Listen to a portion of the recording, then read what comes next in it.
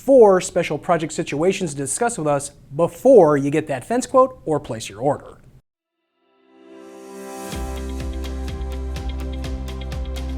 Hey everyone, Jason from Iron Fence Shop. When getting a fence quote, it's easy to remember the basics on the info you need to provide to us. Fence type, fence style, height, gates, etc.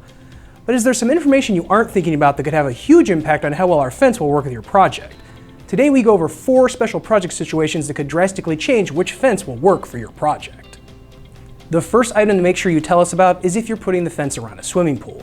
Surrounding a swimming pool with fence brings an extra set of restrictions and requirements you may not be aware of. There's a national pool code, but your local pool code supersedes it, and they can vary quite a bit.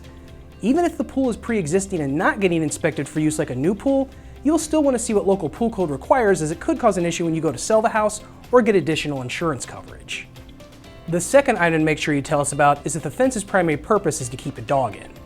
Dogs can vary from little Chihuahuas to hefty Great Danes with a wide range of athletic ability and ingenuity as well. The style and height of fence that will work best can vary based on those parameters. If you have a smaller dog or puppy, you may need a specialized fence like our puppy picket style that has an additional picket along the bottom to close that air gap down to less than 2 inches. The last thing you want to do is spend thousands on a new fence only to watch your dog wiggle right through the pickets day one. Keep your dog's athletic ability in mind too. If you want a 4-foot tall fence and have a basset hound, you're probably okay. If you want a 4-foot tall fence and have a more athletic dog like a German Shepherd, keep in mind dogs like that may be able to jump higher than you realize and go right over that new fence. The third item to make sure you tell us about is if your yard slopes or has hills. While no yard is perfectly flat and level, let us know if you have any noticeable hills or slopes where the fence line is going to go. The iron and aluminum fence handle this situation differently. The aluminum panels can rack to follow grade, whereas the welded solid iron panels have to stair step. How much your yard slopes will influence things too. This is the rise over run measurement. For example, a 2-foot drop over a 65-foot run. A mild slope like a 1-foot drop over 50 feet is no big deal for either fence to handle. A short, steep drop like 3 feet over 20 feet won't play nice with either iron or aluminum fence. If you have some slopes or hills in your yard where the fence is going, be sure to bring that up with us so we can ask some questions and see if the fence will work. You don't want to wait until the fence is at your house to find out it won't follow your yard contours. The fourth and final item to make sure you mention is if we're using the fence in conjunction with concrete pads, masonry columns, or wall tops. Folks often neglect to think about the fence and how it's going to interact with these.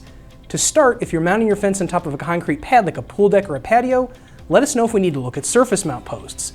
The default setting in our heads is posts going 2 to 3 feet in ground in concrete. So if you're needing to bolt your fence post to a concrete surface, bring that up to us so we can discuss flange posts with you. The other situation is using our fencing gates with masonry columns and wall tops.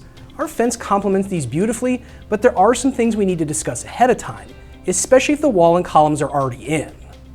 The biggest problem we see folks encounter in this situation is building their walls and columns first, and then going fence and gate shopping. What happens is you tell the mason you want columns for a 12-foot gate, and they make them 12 foot apart. The problem is that my 12-foot gate needs 13 feet 4.5 inches to fit with posts and hardware. The next company may need 12 foot 9 inches, and the company after that needs 13 foot 2 inches to fit.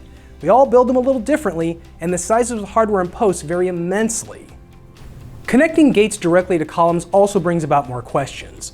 Some columns are built for looks and not holding gates. You also have to come up with a way to connect the gate, as there is no connect-to-brick column hardware kit on the market. The same thing can happen with wall tops or fence columns. The mason may divide your footage by the number of columns and come up with a very equal and clean opening between them.